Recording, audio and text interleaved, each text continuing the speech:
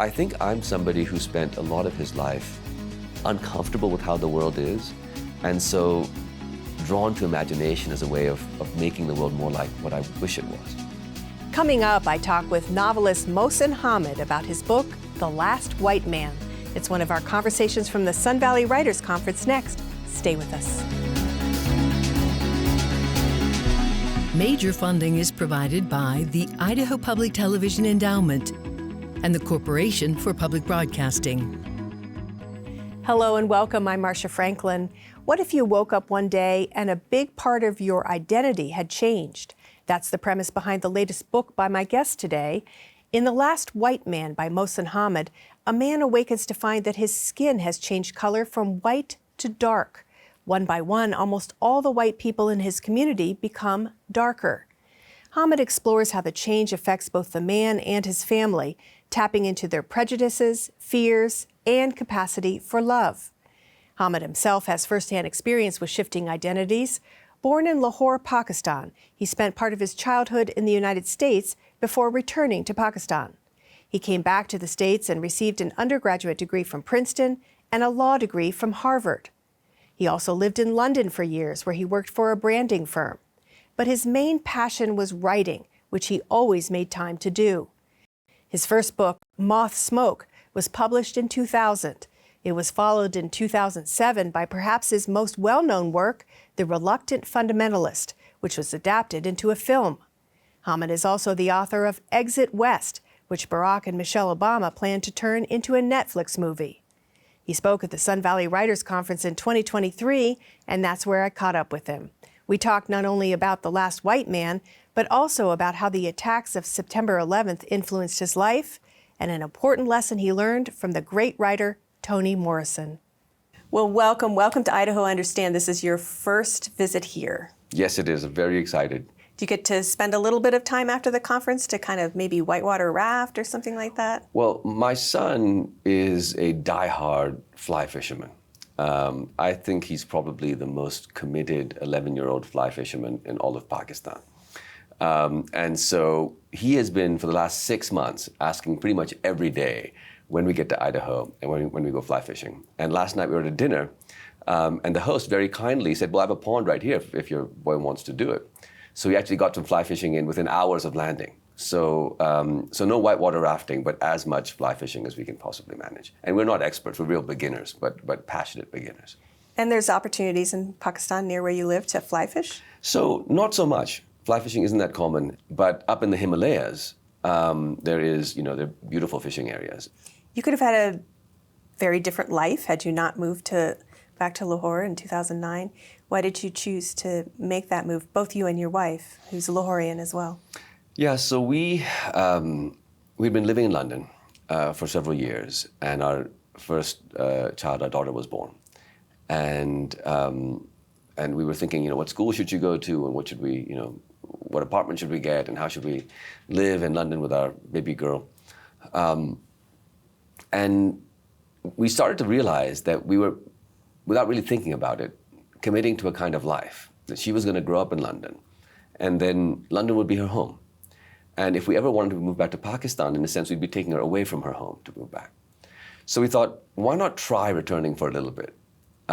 We always had this dream that one day we might go back. And then if we didn't like it, we could come out again. And the other big part of it, I think, is if I consider, what is Pakistani culture for me? At the core of it is a multi-generational way of living. So we really like the idea of our children growing up next to their grandparents. There are certain things that happen in an extended family. And we wanted our kids to have that experience, wanted our parents to have that experience. So a big part of it for us was, in a sense, reuniting the family. But in the last, I'd say, 3 or 4 years, the big shift that's come into our lives has been, in a sense, the return of an American life, and spending more and more time in the US. And seriously thinking about,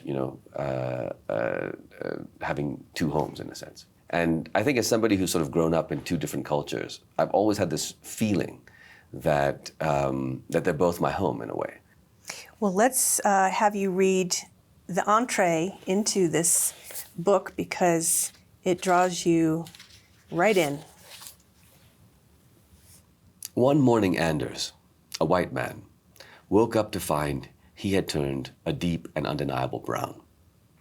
This dawned upon him gradually, and then suddenly, first as a sense as he reached for his phone that the early light was doing something strange to the color of his forearm. Subsequently, and with a start, as a momentary conviction that there was somebody else in bed with him, male, darker. But this, terrifying though it was surely impossible. And he was reassured that the other moved as he moved, was in fact not a person, not a separate person, but was just him, Anders, causing a wave of relief. For if the idea that someone else was there was only imagined, then of course the notion that he had changed color was a trick too, an optical illusion or a mental artifact, born in the slippery halfway place between dreams and wakefulness, except that by now he had his phone in his hands, and he had reversed the camera, and he saw that the face looking back at him was not his at all. Definitely would be a nightmare for some people. Well, I think that, we are all changing all the time. So I've never been a 51-year-old man before, almost 52. Nobody has been the age they are now before. Just getting older is a transformation. Migration is a transformation. Changing your job, moving your house. So we go through these changes all the time. And I thought, I want to write a novel about somebody who's, in a sense, experiencing a loss of belonging, a loss of, in a sense, status, a loss of self. Like, who am I? Because I feel that in the world right now, as technology accelerates and people change and things change more and more rapidly, it's a very widespread feeling. So many people are feeling it. It may not be that somebody is changing their skin color, but what it means to be white or Muslim or Russian or Turkish is changing. If you were a Russian sports person before the Ukraine invasion and you're a Russian sports person today, traveling around Europe, suddenly things have changed. You're the same person, but people are looking at you differently. That feeling of loss, of losing something, is something that we can all, I think, identify with. Absolutely. Some people wake up and they have a disability. Yeah. And their whole identity shifts and they're looked at differently. And that's how I perceived this book, that it wasn't just about race, but about change.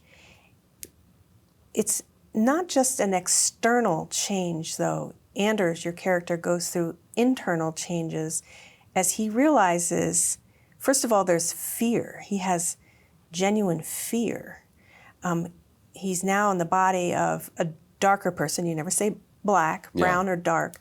And now he's genuinely afraid, because not everyone else has turned dark yet, that he might be attacked. So he's facing what other people face who are minorities, but also he learns about his own inner prejudices as well, which I thought was really interesting, because he's still looking at the darker people as suspiciously, like they might do something to me because they know I'm not a real dark person.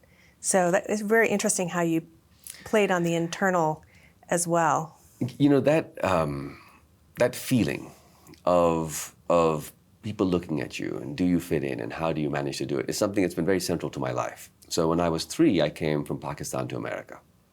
My father was doing his PhD in California. I didn't speak a word of English. And one morning, my mother found me sort of crying in front of the neighbor's door.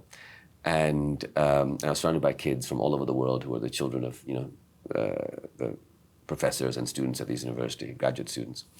And they were like, what's wrong with him? And why can't he talk properly? And I said, he can speak properly, he just doesn't speak English yet.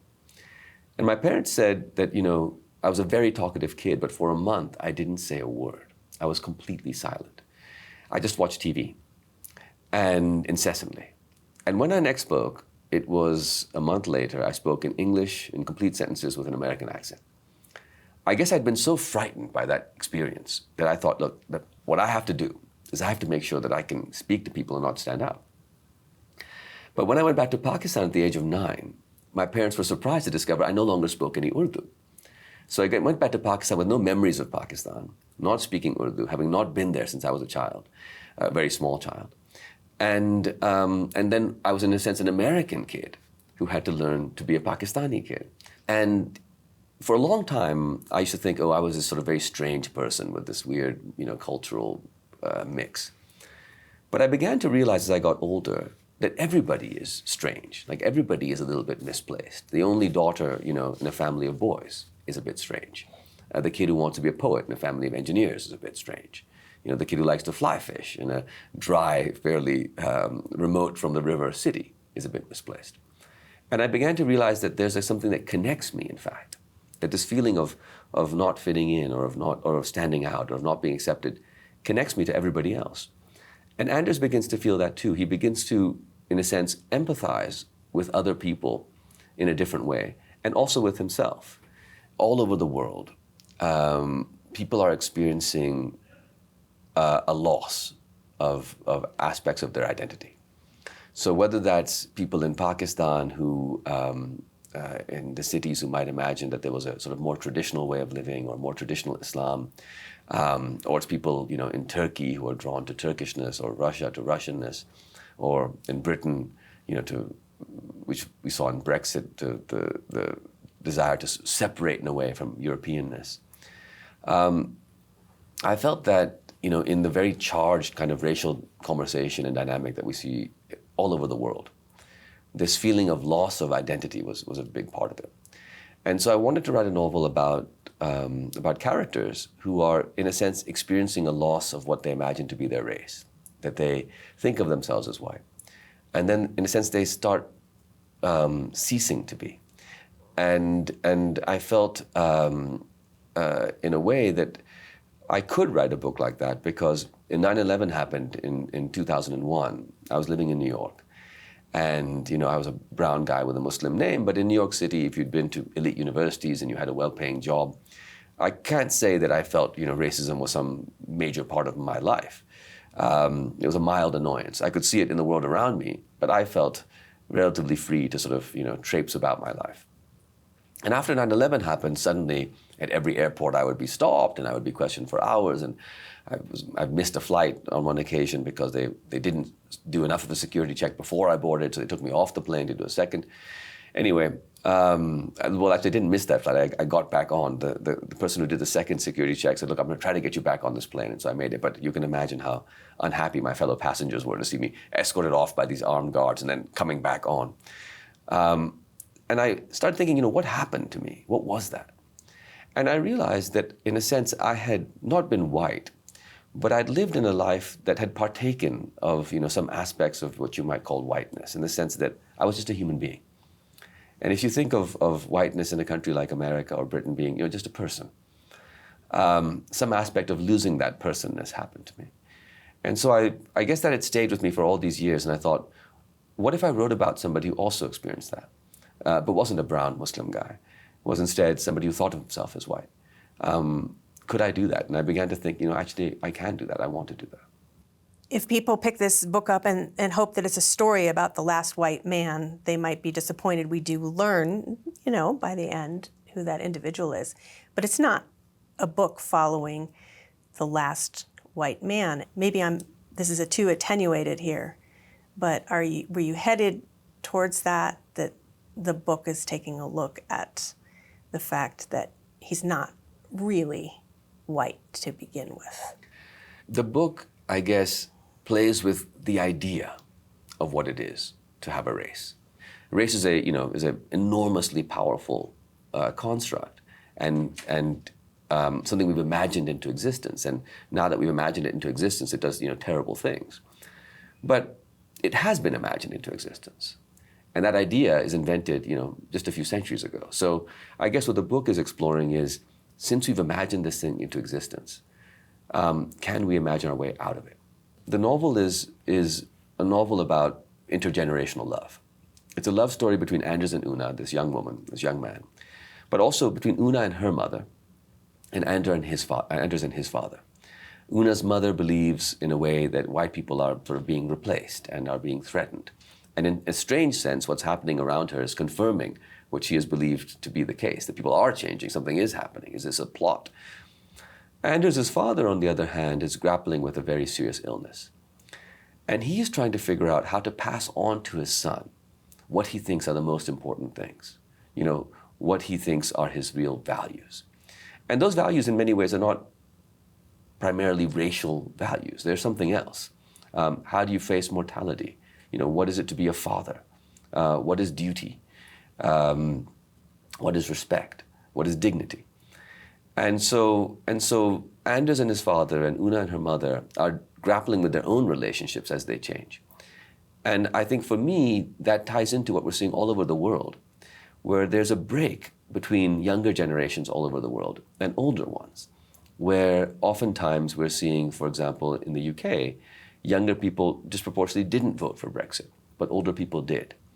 In many societies, we see similar things around nationalism or religion. And so I think what we're witnessing is a moment in human history where the compact between young and old is broken down. The older generation, in a sense, is passing on a world where there's significant environmental damage, where there's huge amounts of debt. They're breaking what you might think of as having been this duty to pass on a better world. And younger people are, in a sense, reciprocating by perhaps not passing on the sense of respect or the sense of dignity afforded to the older generation. And so I wanted to get into that generational breakdown in the novel. The narrator, the omniscient narrator, has, in my view, kind of a clinical distance. It reads almost to me like a play in some respects. Why did you decide to have that narrator the way that he, she, it is? Well, I think that when we look at a film or a TV show, we often look at something that looks like the world. It's been created, it's like it's an artifice, but it looks like the world. But you look at a book, and you're looking at a piece of wood, with some squiggles on it. And that's becoming people and characters and ideas in your imagination. What's interesting about books is they are made very substantially by readers. Writers make a series of prompts in these words. Readers then make those into actual people and feelings and sights and sounds in their imagination. And I guess what I try to do in my novels is to leave a lot of space for that to happen, to allow the reader to make their novel. Because in the process of making their novel, the reader learns about themselves. What are their own inclinations? What are their own instincts? What are their own impulses? And that's why I thought it was very interesting you said that the novel reads almost like a play.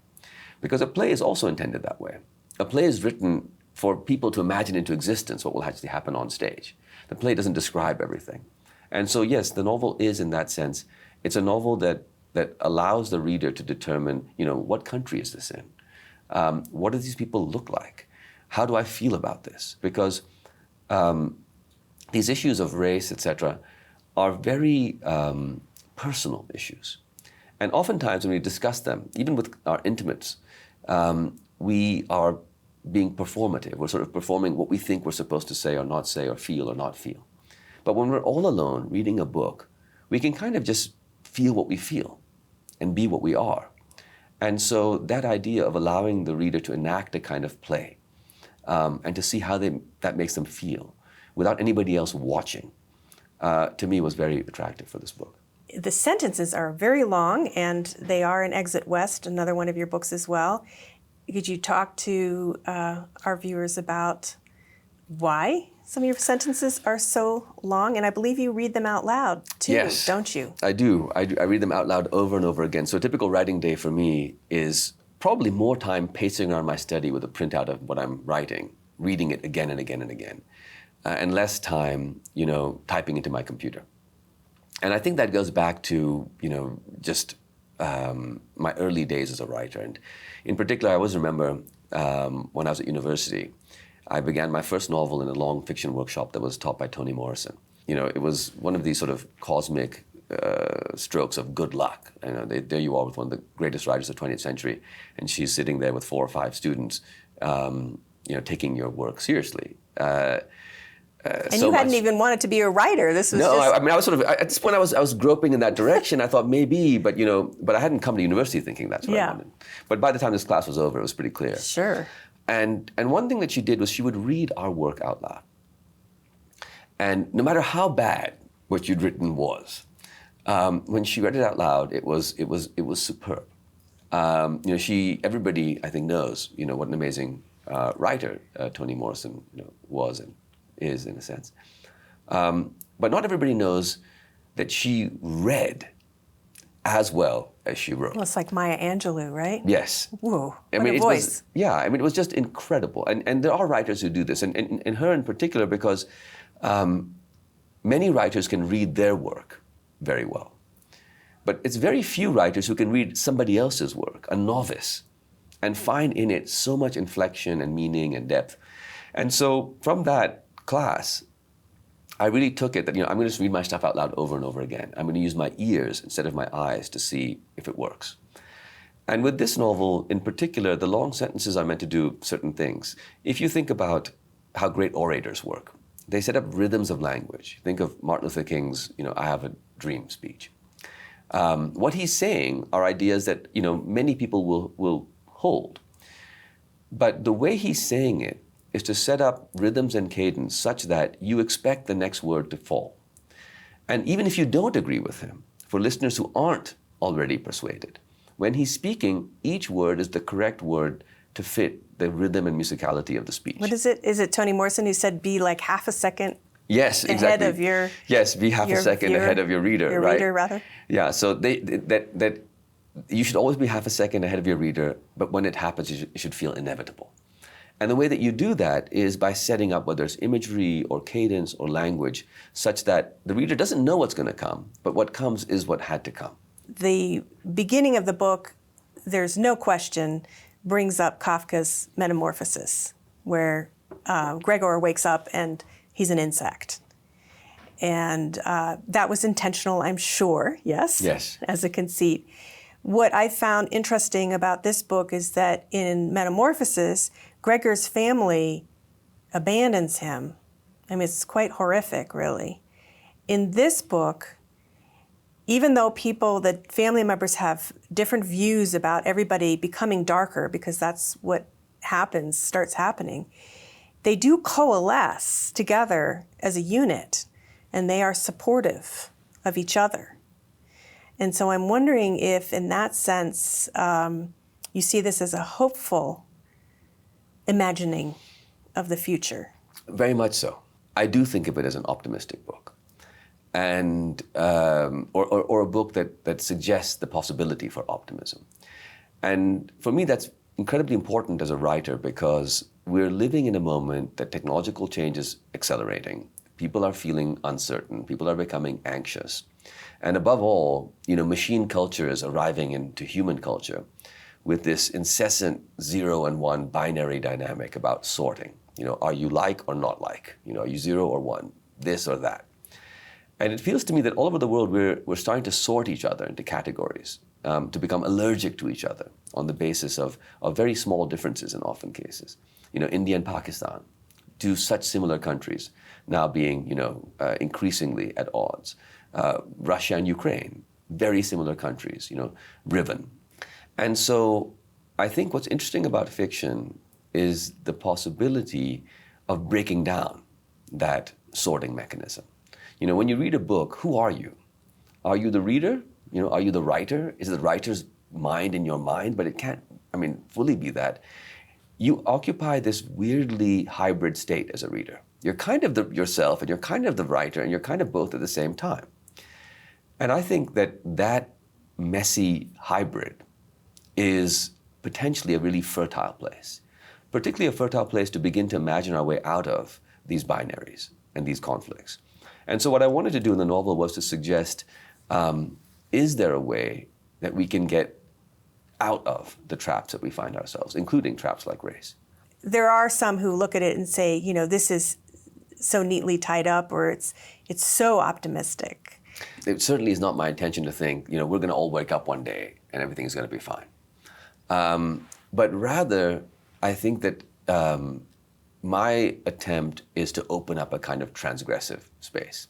So if you imagine that in literature there's two different strands. One is a kind of strand of representation. This is what it is like to be me. And that's an incredibly strong and powerful, aspect of literature. But the other aspect of literature and art is this is what it's like to be somebody else. When my son sort of used to come into my study pretending to be a T-Rex and sort of roaring at me, what was he doing? Humans have this inherent need to imagine being other people.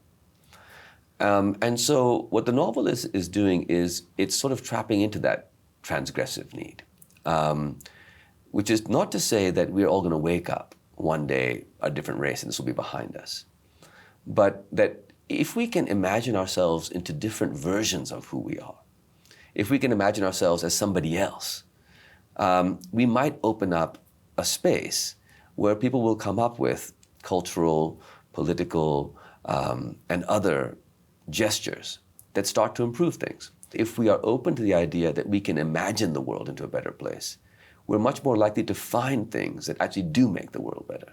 And in that sense, a novel isn't, a how-to manual. It's part of, what creates fertility in the soil of human culture for other people to come up with what the how-to manual should be.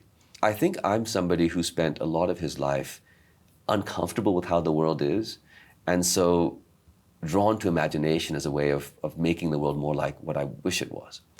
And I suppose, this novel is part of that same trajectory. Do I have this correct, that Barack and Michelle Obama, President and Mrs. Obama, have optioned or want to make a series out of one of your other books, Exit West? Yes, so Higher Ground Productions, which is Barack and Michelle Obama's company, alongside with another production company, Agbo, are working with Netflix to make a film of this book. And so it's very exciting, and I'm hoping for the best as we work on that film project.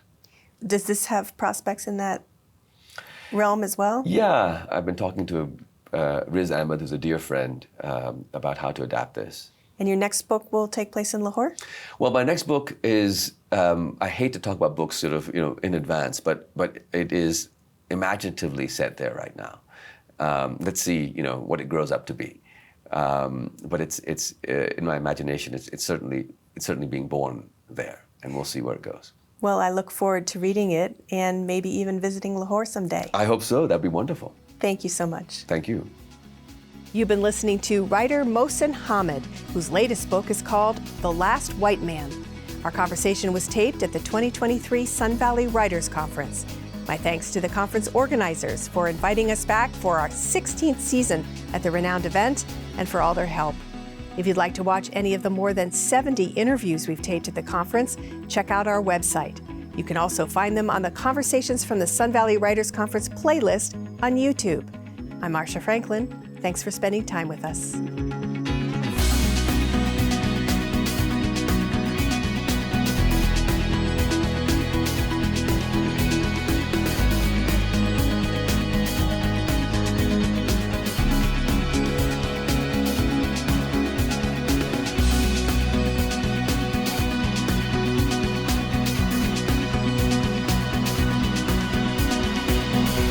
Major funding is provided by the Idaho Public Television Endowment and the Corporation for Public Broadcasting.